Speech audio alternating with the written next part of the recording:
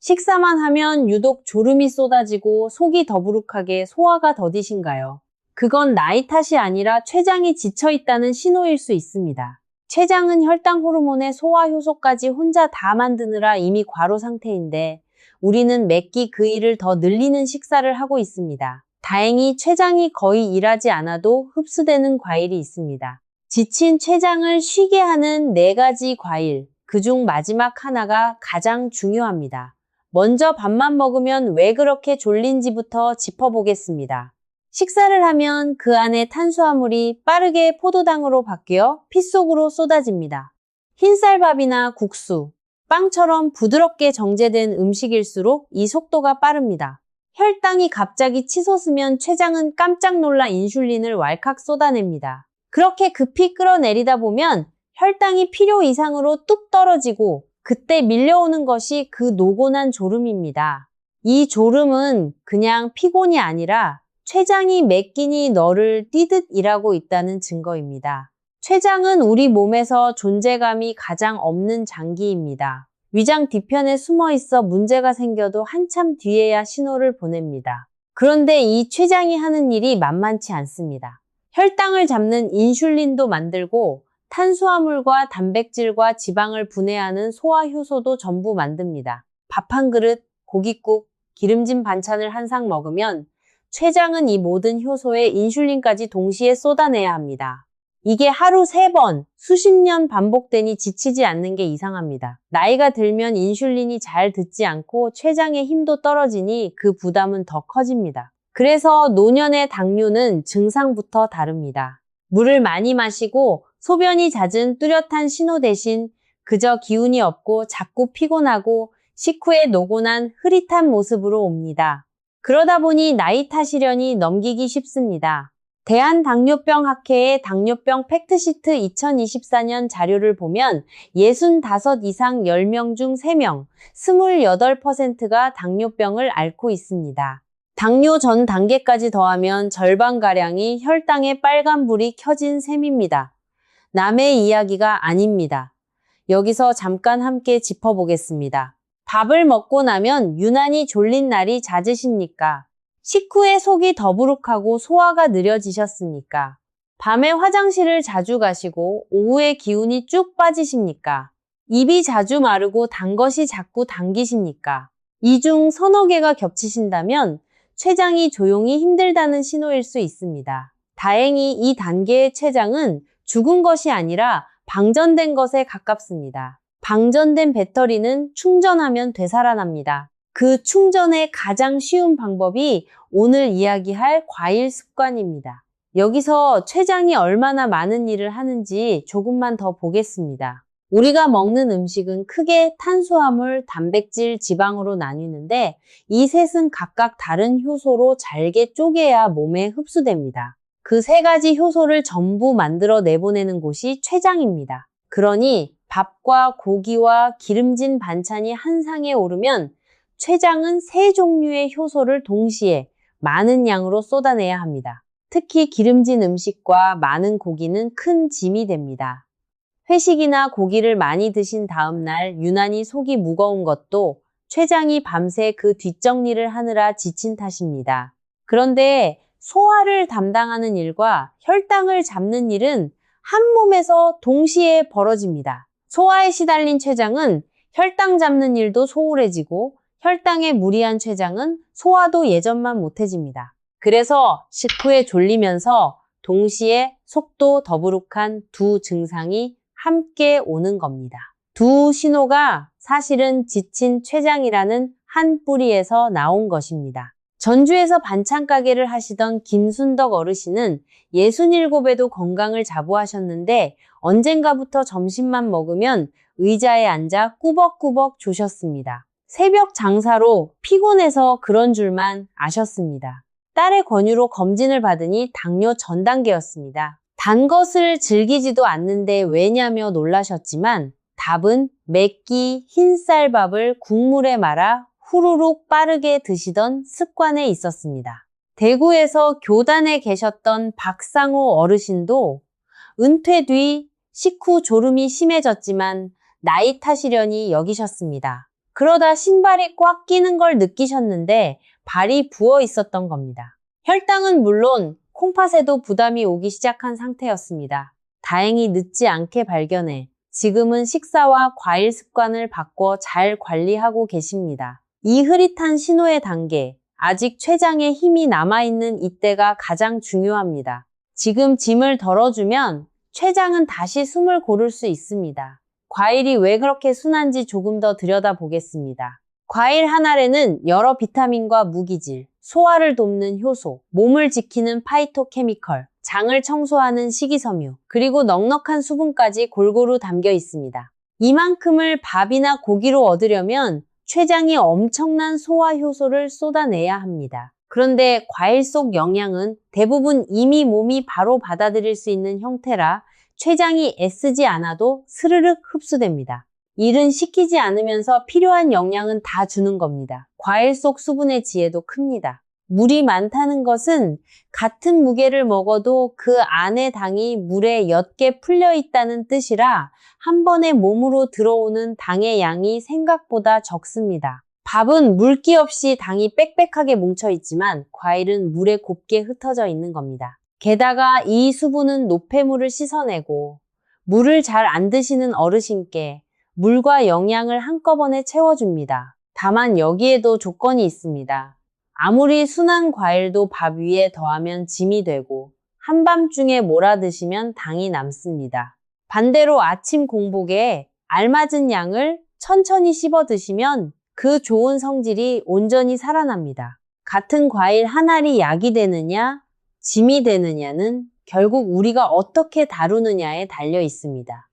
그러니 과일 앞에서 무작정 겁부터 내지 마십시오. 두려워할 것이 아니라 잘 아는 것, 알면 다스릴 수 있고 다스리면 그 이로움을 온전히 누릴 수 있습니다. 여기서 꼭 이해하고 넘어갈 것이 있습니다. 병든 췌장이라 하면 많은 분이 췌장이 망가졌다고 생각하시지만 대부분은 죽은 것이 아니라 일을 너무 많이 해서 방전된 상태에 가깝습니다. 30년을 쉬지 않고 밥상을 차린 어머니가 어느 날 몸져 누우신 것과 같습니다. 그 어머니는 게을러서 누운 게 아니라 너무 오래, 너무 많이 일했기 때문에 지친 겁니다. 우리 췌장도 똑같습니다. 이렇게 맵기 과한 일을 계속시키면 췌장이 붓고 커지기도 합니다. 지친 근육이 뻐근하게 굳는 것과 비슷합니다. 처음에는 췌장에 힘이 좋아 혈당이 올라와도 인슐린을 넉넉히 내보내 잘 잡습니다. 그런데 무리가 길어지면 몸이 인슐린에 둔해지고 같은 양으로는 혈당이 안 잡혀 췌장이 더 많이 짜내야 합니다. 일을 2배로 하는 셈입니다.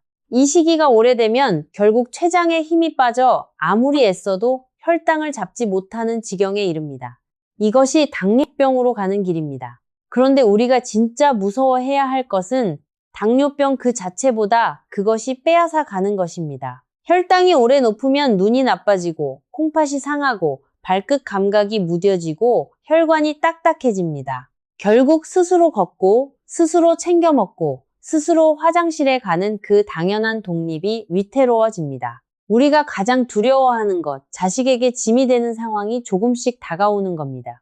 그래서 지친 췌장을 돌보는 일은 단순히 병을 피하는 일이 아니라 마지막까지 내 2발로 서 있기 위한 일입니다. 그리고 그 큰일이 아침 과일 한 접시라는 아주 작은 일에서 시작됩니다. 여기서 우리가 오래 믿어온 오해 하나를 풀어야 합니다. 과일은 달아서 췌장에 나쁘다는 생각입니다. 그런데 이상하지 않습니까? 흰 쌀밥 한 공기, 국수 한 그릇은 별 생각 없이 드시면서 유독 사과 반쪽 앞에서만 당이 무섭다며 손을 멈추십니다. 과일이 정말 달지만 대부분의 과일은 80% 넘게가 물이고 당분은 많아야 10에서 15%입니다. 나머지는 식이섬유와 식물 영양소입니다. 과일은 물에 영양을 녹여놓은 자연의 음료에 가깝습니다. 이걸 숫자로 확인하는 것이 혈당 지수, GI 지수입니다. 낮을수록 혈당을 천천히 올려 췌장이 덜 놀랍니다. 대한당뇨병학회는 이 값이 55 이하인 것을 혈당의 순한 음식으로 봅니다.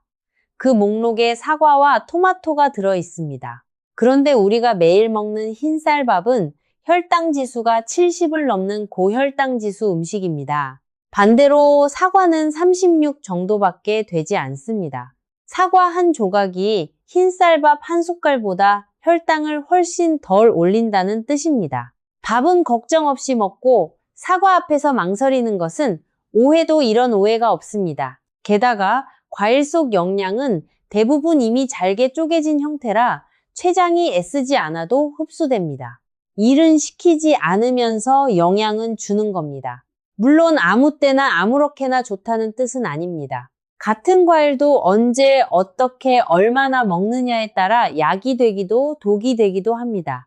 먼저 자리입니다. 밥은 주식, 반찬은 부식, 과일은 후식입니다. 과일은 밥상에 활기를 더하고 마무리를 짓는 손주 같은 존재입니다. 문제는 이 손주에게 살림을 통째로 맡길 때, 즉 과일을 한 끼 대신이 아니라 밥 위에 얹어 더 먹을 때 생깁니다. 그러면 순한 과일도 짐이 됩니다. 그래서 과일은 밥 뒤 후식이 아니라 아침 공복이나 밥을 먹기 전에 드시는 것이 좋습니다. 밥으로 이미 혈당이 올라간 상태에 과일까지 들어오면 혈당을 한 번 더 밀어 올리지만 빈속에 들어오면 부드럽게 흡수됩니다. 라면이나 흰쌀밥으로 아침을 때우기보다 아침을 순한 과일로 여시길 권합니다. 먹는 방법도 중요합니다. 첫째, 착즙은 피하십시오. 즙만 내면 당의 흡수를 늦춰주는 식이섬유가 걸러져 혈당이 훅 오릅니다. 둘째, 스무디도 조심하십시오. 갈면 나도 모르게 사과 두세 알이 순식간에 넘어갑니다. 셋째, 곶감이나 건포도 같은 말린 과일은 당이 진하게 농축되어 있습니다. 가장 좋은 방법은 생과일을 천천히 꼭꼭 씹는 겁니다. 씹는 그 수고가 소화를 돕고 과식을 막는 브레이크입니다. 여기에 자연이 준 장치가 하나 더 있습니다. 바로 신맛입니다. 자두나 키위처럼 새콤한 맛이 받쳐주는 과일은 몇 개 먹으면 저절로 손이 멈춥니다. 아주 단 과일보다 은은하게 신맛이 도는 과일이 지친 췌장에게 더 순한 이유입니다. 포도도 억울한 과일입니다. 포도당이라는 말 때문에 겁을 내시지만 포도의 혈당 지수는 46 정도로 오히려 현미보다 낮습니다. 게다가 든 당이 전부 포도당도 아니고 수분과 식이섬유, 칼륨과 폴리페놀이 함께 들어오니 밥의 순수한 당과는 몸속에서 다르게 움직입니다. 과일에 든 당의 숫자만 떼어 무섭다 하는 건 지나치게 단순한 계산입니다. 다만 요즘 과일이 옛날과 달라진 것도 사실입니다. 예전 딸기는 새콤해서 설탕을 뿌려 먹었지만 요즘은 무얼 사도 답니다. 사람들이 단 과일을 좋아하니 더 달고 큰 품종으로 개량해 왔기 때문입니다. 그러니 과일이 나빠진 게 아니라 옛날처럼 아무 생각 없이 마음껏 먹어도 되던 시절은 지난 겁니다. 좋은 과일일수록 자리와 양을 지켜 드셔야 합니다. 이 대목에서 신맛 과일의 가치가 다시 드러납니다. 자두는 식이섬유가 풍부해 장을 돕고 여러 유기산이 소화를 거들어 췌장의 일을 덜어줍니다. 새콤한 맛 덕에 몇 알이면 손이 멈춥니다. 매실도 예부터 속이 답답할 때 찾던 과일입니다. 이렇게 소화를 거들어주는 순하고 새콤한 과일이 마냥 달고 무거운 과일보다 지친 췌장에게 지혜로운 선택입니다. 몇 가지 궁금증도 풀어보겠습니다. 당뇨가 있는데 과일을 아예 끊어야 하느냐고요? 아닙니다. 혈당 지수가 낮은 과일을 밥 대신 알맞은 양으로 드시는 것은 오히려 도움이 됩니다. 무작정 끊는 것이 아니라 잘 고르고 맞춰 드시는 것이 답입니다. 과일을 먹으면 살이 찌느냐고요? 밥 위에 얹어 더 드시면 그럴 수 있지만 한 끼의 자리를 바꾸시면 오히려 부담이 줍니다. 문제는 과일이 아니라 과일을 어디에 두느냐입니다. 결국 과일이 문제가 아니라 우리의 먹는 방식이 문제였던 겁니다. 그럼 이 습관을 어떻게 시작하면 좋을까요? 갑자기 밥을 뚝 끊으라는 게 아닙니다. 처음 며칠은 아침밥을 조금 줄이고 사과 반쪽이나 키위 하나를 앞에 두어 밥보다 과일을 먼저 천천히 씹어 드십시오. 순한 과일이 먼저 들어가면 뒤에 오는 밥의 혈당 상승이 완만해집니다. 며칠 지나 몸이 익숙해지면 밥의 양을 더 줄이고 과일의 자리를 넓혀 마침내 아침 한 끼를 순한 과일로 여는 데까지 자연스럽게 나아가면 됩니다. 과일을 다른 재료와 짝지어 부담을 줄이는 지혜도 있습니다. 바나나를 콩과 함께 갈아 두유처럼 드시는 방법입니다. 콩은 영양소가 천천히 흡수되도록 속도를 늦춰 혈당이 급하게 오르는 것을 잡아줍니다. 온 가족이 함께 마시기에도 좋습니다. 시간에 대해서도 당부드립니다. 과일은 밤늦게 드시지 마십시오. 낮에는 몸을 움직여 그 당을 쓰지만 자기 전에 드시면 갈 곳을 잃고 몸에 남습니다. 같은 과일 한 알이라도 아침 공복에 드시는 것과 한밤중에 드시는 것은 결과가 전혀 다릅니다. 과일은 하루의 시작에 두시는 것이 가장 좋습니다. 광주에서 평생 농사를 지으신 정만수 어르신은 새벽밥을 급히 드시고 밭에 나가느라 늘 속이 더부룩하고 오전 내내 노곤하셨습니다. 딸의 권유로 아침을 바꾸셨습니다. 급한 밥 대신 사과 반쪽과 키위 하나를 천천히 씹고 콩과 바나나를 갈아 한 잔 곁들이셨습니다. 며칠 지나자 오전에 무거운 졸음이 눈에 띄게 줄어 바칠이 한결 가벼워졌다며 좋아하셨습니다. 대단한 약을 쓴 것이 아니라 아침 한 끼의 자리와 방법을 바꾼 것뿐입니다. 여러분, 왜 하필 아침이냐고 물으실 수 있습니다. 우리 몸에는 하루의 리듬이 있습니다. 밤새 잠든 사이 몸은 쉬면서 정리를 하고 아침에 눈을 떴을 때 속은 대체로 비어 있습니다. 바로 이때가 순한 과일을 받아들이기에 가장 좋은 순간입니다. 빈속에 순한 과일이 들어오면 그 수분과 영양이 부드럽게 몸을 깨우고 밤새 부족했던 물기를 채워줍니다. 무거운 밥으로 하루를 시작하는 것과는 몸이 느끼는 무게가 완전히 다릅니다. 그래서 저는 아침 과일 습관을 지친 췌장을 위한 가장 쉬운 회복법이라 부릅니다. 특별한 도구도 큰돈도 필요 없이 하루의 시작을 순한 과일로 여는 것뿐입니다. 이번에는 우리도 모르게 저지르는 흔한 실수를 짚어보겠습니다. 첫째, 좋다는 과일을 밥 위에 자꾸 얹는 것입니다. 밥을 든든히 드시고 후식으로 또 한 접시 비우면 순한 과일도 짐이 됩니다. 과일은 더하는 것이 아니라 바꾸는 것입니다. 둘째, 과일을 갈거나 짜서 드시는 것입니다. 좋아 보이지만 섬유질이 사라지거나 나도 모르게 많은 양을 먹게 됩니다. 셋째, 아주 달고 큰 과일만 골라 드시는 것입니다. 은은하게 신맛이 받쳐주는 과일이 오히려 순합니다. 넷째, 무섭다고 과일을 아예 끊어버리는 것입니다. 답은 끊는 것이 아니라 잘 다스리는 것입니다. 다섯째, 밤늦게 드시는 것입니다. 과일은 하루의 시작에 두십시오. 여러분, 이 5가지 실수를 피하는 것만으로도 지친 췌장에게 큰 선물이 됩니다. 대단한 것을 새로 하라는 게 아니라 무심코 해오던 것 하나를 바꾸는 것뿐입니다. 우리에게 필요한 것은 새로운 비법이나 값비싼 것이 아니라 이미 곁에 있는 순한 과일을 제 자리에서 제 방법으로 제 양만큼 드시는 것입니다. 그것이면 충분합니다. 제가 교육을 할 때 자주 드리는 질문이 있습니다. 우리가 매일 먹는 한식 한 상을 밥과 국과 볶음과 찌개를 그대로 동물에게 준다면 어떻게 될 것 같으냐는 물음입니다. 그러면 거의 모든 분이 왠지 그 동물이 아플 것 같다고 답하십니다. 맞습니다. 자연 속의 동물은 그렇게 여러 가지를 한꺼번에 그렇게 많이 먹지 않습니다. 그런데 우리는 몇 끼 그렇게 먹습니다. 그러니 우리 췌장은 늘 과로 상태일 수밖에 없습니다. 그래서 우리가 오늘 하려는 일은 사실 단순합니다. 췌장이 짊어진 짐을 조금 덜어주는 것입니다. 무거운 밥상을 조금 가볍게, 급한 식사를 조금 천천히, 그리고 한 끼의 빈자리를 순한 과일로. 순한 과일은 소화효소를 거의 부르지 않으니 그 한 끼만큼은 췌장이 온전히 숨을 고를 수 있습니다. 하루 3끼 중 단 한 끼라도 이렇게 쉬어갈 수 있다면 지친 췌장에게는 그것이 큰 위로가 됩니다. 이 작은 변화들이 모여 방전되어 가던 췌장에 다시 힘이 돌게 합니다. 이제 오늘의 핵심, 지친 췌장을 쉬게 하는 4가지 과일입니다. 하나씩 소개하고 가장 순한 마지막 친구는 맨 끝에 말씀드리겠습니다. 첫 번째는 사과입니다.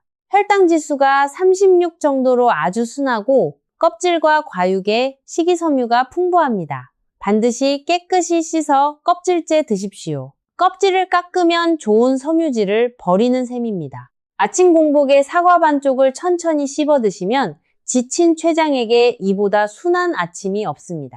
두 번째는 키위입니다. 새콤한 맛이 바탕에 깔려 있어 저절로 손이 멈추는 과일입니다. 그런데 그 안의 영양은 작지 않습니다. 키위의 비타민C는 100g당 92mg으로 사과의 약 17배에 달합니다. 산화 스트레스를 낮춰 혈관을 보호하는 데 도움을 줍니다.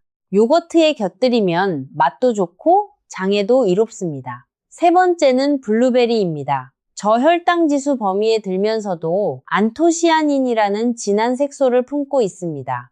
이 성분은 우리 몸이 인슐린에 더 잘 반응하도록 돕습니다. 2013년에 한 대규모 연구에서는 블루베리를 일주일에 3번 이상 먹은 그룹이 2형 당뇨병 위험이 26% 낮았습니다. 한 줌 씻어 드시거나 냉동해 두고 조금씩 꺼내 드셔도 좋습니다. 그리고 네 번째, 가장 강조하고 싶은 마지막 과일은 토마토입니다. 토마토가 무슨 과일이냐 하실 겁니다. 그런데 토마토는 식물학적으로 엄연히 과일입니다. 다만 달지 않고 영양이 실의 채소처럼 먹어왔을 뿐입니다. 바로 그 점이 토마토를 가장 순한 친구로 만듭니다. 첫째, 당분이 아주 적어 네 과일 중에서도 혈당에 가장 순합니다. 둘째, 라이코펜이라는 붉은 항산화 성분이 풍부한데 익혀 먹을 때 그 흡수가 더 좋아집니다. 셋째, 밥이나 반찬과 자연스럽게 어울려 한 끼의 균형을 잡아줍니다. 그래서 마지막에 가장 중요하게 두었습니다. 정리하면 이렇습니다. 사과는 껍질째, 키위는 신맛의 브레이크로, 블루베리는 한 줌의 힘으로, 토마토는 가장 순하게. 이 네 가지가 오늘의 주인공입니다. 췌장이 많이 약하신 분은 하루 한 끼를 이 과일들로 채우되 그 양을 500g 안팎으로 잡으십시오. 사과 1개, 키위 2개, 블루베리 1접시, 토마토 2개 정도입니다. 중요한 것은 밥 위에 더하지 말고 아침 한 끼의 자리를 바꾸는 겁니다. 건강한 분이라면 하루 200g 안팎을 후식으로 즐기셔도 충분합니다. 인천에서 채소 노점을 하신 최영자 어르신은 아침 국밥을 사과 반쪽과 키위 하나, 토마토 하나로 바꾸셨습니다. 처음엔 허전하다 하셨지만 한 달쯤 지나자 오전에 몸이 개운하고 장사에 힘이 붙는다며 좋아하셨습니다. 대단한 것을 하신 게 아니라 아침상의 주인공을 밥에서 순한 과일로 바꾸신 것뿐입니다. 이 네 가지를 조금 더 알뜰하게 드시는 요령도 있습니다. 사과는 얇게 썰어 시나몬 가루를 살짝 뿌려 드셔도 좋지만 설탕이나 꿀은 더하지 마십시오. 키위는 살짝 눌러 부드럽게 들어가는 잘 익은 것을 골라 반으로 잘라 숟가락으로 떠드시면 편합니다. 블루베리는 냉동해 두고 요거트 위에 몇 알 얹거나 사과 조각과 함께 드시면 됩니다. 토마토는 방울토마토를 올리브유에 살짝 볶거나 데쳐 드시면 붉은 성분을 더 얻을 수 있고 소금이나 설탕은 뿌리지 마십시오. 이렇게 네 가지를 계절 따라 돌려가며 드시면 물리지 않고 꾸준히 이어가실 수 있습니다. 봄, 여름엔 블루베리와 토마토, 가을, 겨울엔 사과와 키위가 제철입니다. 과일을 고르실 때는 무조건 크고 단 것만 찾지 마십시오. 우리에게 필요한 것은 지나친 단맛이 아니라 순한 단맛과 넉넉한 영양입니다. 조금 작아도 단단하고 실한 것, 은은하게 신맛이 받쳐주는 것이 지친 췌장에게 낫습니다. 제가 오래 마음에 담아둔 한 어르신 이야기가 있습니다. 당뇨를 20회 넘게 앓으셨는데도 90이 넘도록 정정하게 사셨던 분입니다. 비결을 여쭈면 과일 없이는 못 산다 하실 만큼 과일을 즐기셨다는 겁니다. 당뇨가 있는데 어떻게 괜찮았을까요? 비밀은 양에 있었습니다. 키위는 1개 반, 바나나는 1토막, 사과는 반쪽, 하루 드실 양을 정확히 정해두고 그 이상은 손대지 않으셨습니다. 여러 과일을 조금씩 골고루, 그 중에서도 키위는 하루도 거르지 않으셨습니다. 당이 무서워 끊는 것이 답이 아니라 어떻게 얼마나 먹느냐가 답이라는 것을 보여주는 이야기입니다. 이 아침 과일 습관은 온 가족이 함께하면 더 좋습니다. 췌장의 짐을 덜어주는 이 식습관은 나이와 상관없이 모두에게 이롭기 때문입니다. 손주가 놀러 오는 날, 과자 대신 블루베리 1접시와 사과 조각을 내어주십시오. 그것이 손주에게 물려줄 수 있는 가장 좋은 선물 중 하나입니다. 건강은 결국 혼자가 아니라 곁에 있는 사람과 함께 지켜가는 것이니까요. 사람마다 사정이 다른 만큼 방법도 조금씩 달라야 합니다. 몇 분의 이야기를 더 들려드리겠습니다. 부산의 이정희 어르신은 과일을 무척 좋아하셔서 좋다는 말을 듣고 아침도 점심도 과일로만 배를 채우고 밥 뒤에도 또 한 접시를 비우셨습니다. 그런데 오히려 몸이 나른하고 살이 붙었습니다. 답은 양과 자리에 있었습니다. 과일을 후식의 자리로 되돌리고 하루 양을 정하자 몸이 다시 가벼워지셨습니다. 청주의 서정순 어르신은 과일을 밥 뒤 후식으로 잔뜩, 그것도 주스로 갈아 드시는 습관이 있으셨습니다. 좋다는 건 다 하시는데 왜 몸이 무거워지는지 답답해 하셨습니다. 그래서 딱 2가지만 바꾸시게 했습니다. 주스를 생과일로, 밥 뒤 후식을 아침 공복으로요. 몇 주 지나자 오후에 노곤함이 눈에 띄게 줄었습니다. 좋은 것을 더 많이 하신 게 아니라 하던 방식을 조금 바꾸신 것뿐입니다. 춘천의 조말순 어르신은 위장이 많이 약하셔서 빈속에 키위를 드셨다가 속이 쓰려 고생하셨습니다. 그래서 아주 신과일은 빈속을 피하고 순한 사과나 잘 익은 바나나를 조금 드신 뒤 가벼운 주간술을 곁들이시게 했습니다. 위가 약한 분은 이렇게 순한 것부터 빈속을 피해 드시는 것이 안전합니다. 그 뒤로 속쓰림 없이 과일을 즐기고 계십니다. 이 이야기들이 알려주는 것은 하나입니다. 위가 약하면 순한 것부터, 약을 드시면 확인해가며, 신장이 약하면 전문가와 함께. 시작점은 달라도 원칙은 같습니다. 무서워 피하지 말고 알고 다스리라는 것입니다. 앞서 함께 짚어본 신호를 다시 떠올려 보십시오. 식후 졸음, 더부룩함, 잦은 밤 화장실, 오후에 기운 빠짐, 입 마름, 잦은 단 것 생각. 이 신호들이 여럿 겹치셨던 분이라면 지금까지 말씀드린 방법들이 바로 여러분을 위한 것입니다. 거창한 결심도 비싼 약도 필요 없습니다. 내일 아침 상 위에 작은 변화 하나면 시작할 수 있습니다. 과일을 좀 더 지혜롭게 쓰는 방법도 있습니다. 파인애플은 단백질 소화를 돕는 성분이 있어 고기를 많이 드신 날 곁들이면 좋습니다. 여기에 천연 식초를 조금 곁들이면 식초가 탄수화물의 흡수 속도를 늦춰 혈당이 급하게 오르는 것을 어느 정도 막아줍니다. 수박은 시원하고 수분이 많아 여름에 좋지만 생수박은 의외로 혈당 지수가 높은 편이라 당을 신경 쓰시는 분은 양을 조절하십시오. 특별히 드실 때는 수박을 토마토와 마늘을 조금 넣고 끓여 탕처럼 드시는 방법도 있습니다. 여름철에 달고 찬 음료보다 이런 순한 탕 한 그릇이 지친 몸에 훨씬 이롭습니다.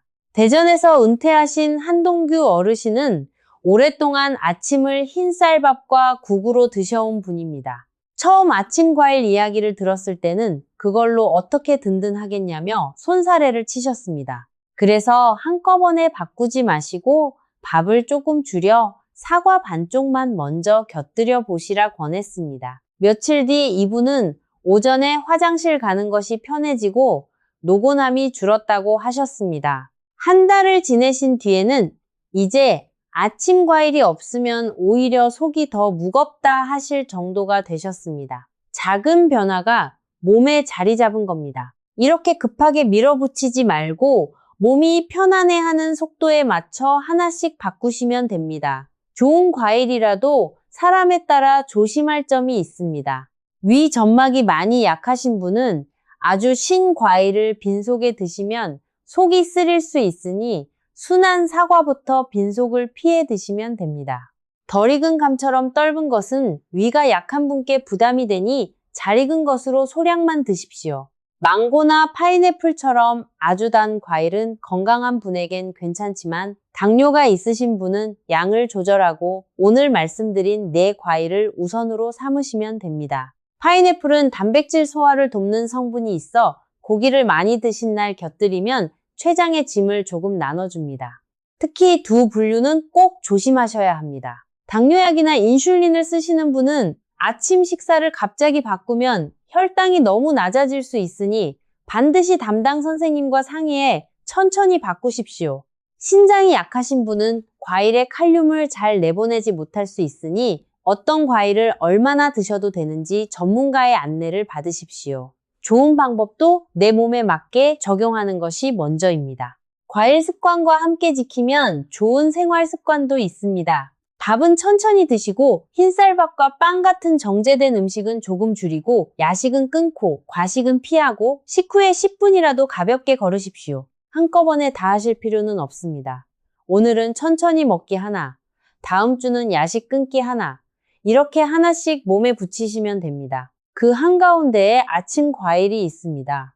이제 오늘 이야기를 정리하겠습니다. 밥만 먹으면 쏟아지는 졸음과 더부룩함은 지친 췌장이 보내는 신호였습니다. 과일의 당은 밥의 당보다 오히려 순하고 사과의 혈당 지수는 흰쌀밥보다 훨씬 낮았습니다. 무엇보다 언제, 어떻게, 얼마나 먹느냐가 중요했습니다. 밥 뒤 후식이 아니라 아침 공복에 짜거나 갈거나 말리지 말고 생과일 그대로 밥 위에 더하지 말고 한 끼의 자리를 바꿔서 그리고 껍질째 먹는 사과, 신맛이 브레이크가 되는 키위, 한 줌의 힘을 지닌 블루베리, 가장 순한 마지막 친구 토마토를 기억하십시오. 오늘 함께 만난 어르신들을 떠올려 보십시오.